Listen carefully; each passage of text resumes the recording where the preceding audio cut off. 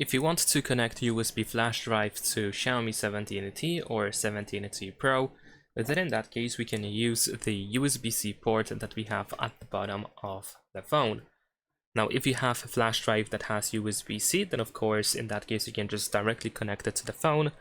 But in case you have USB-A flash drive, just like I do, then we need to use a little adapter that looks, for example, like this.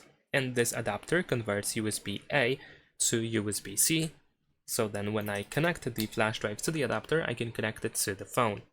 So let's quickly do so. Let's plug it in. There we go. And then once you connect, you should be able to receive a little notification.